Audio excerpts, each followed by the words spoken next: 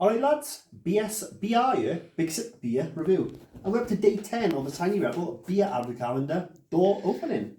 So, it's a Friday and I have heard a rumour on the weekends they will pump the 8% big bangers out. Big bangers. So, Not sausages, but... it might be a sausage. Don't put it past Tiny Rebel, could be a sausage beer. I've got a big can and it's a chocolate and hazelnut waffle stout, 6.5%.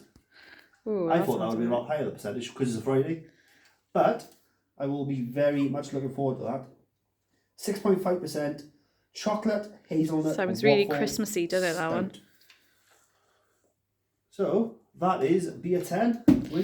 So Where's your review of yesterday's beer, but? yeah, I'm slacking. Still haven't drunk yesterday's beer yet, the Italian Pilsner.